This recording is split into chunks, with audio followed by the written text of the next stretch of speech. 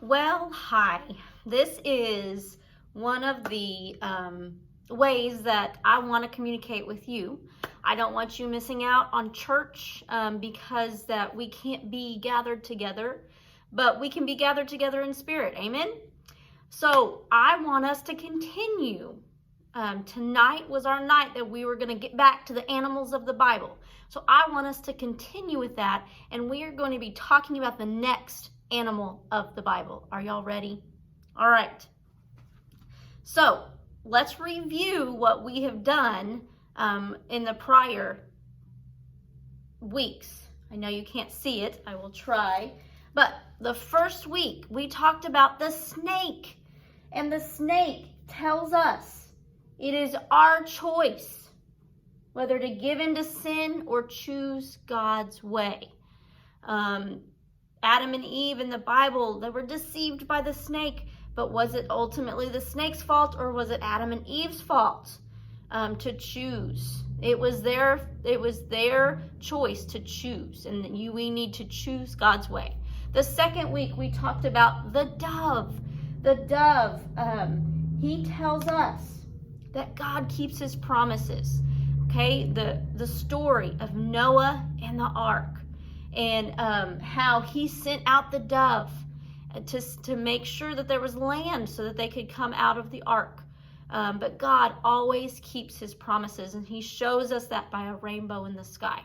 Okay, then we went to the frog. Oh my goodness, the 10 plagues, the plague of the frogs. There were so many frogs around, and it was nasty. And then when God said it was over, guess what? Not all frogs went back to the Nile, but they died and made a stinky mess.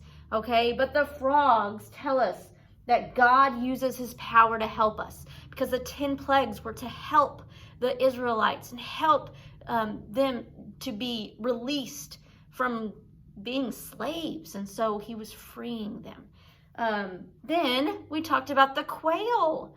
Okay, so when these Israelites were free in the desert, guess what? They got grumpy. And we talked about hangry, being angry and hungry. And so they were hangry in the desert. And God sent them food to eat by the manna that came down from heaven, the bread from heaven, and then the quail, the meat that God gave them. Okay, so the quail tells us that God will always provide for us. All right, that leads us to today. So, let me ask you a question. Who has a pet at home? I do. Well, we actually have 2 dogs. We have a lizard.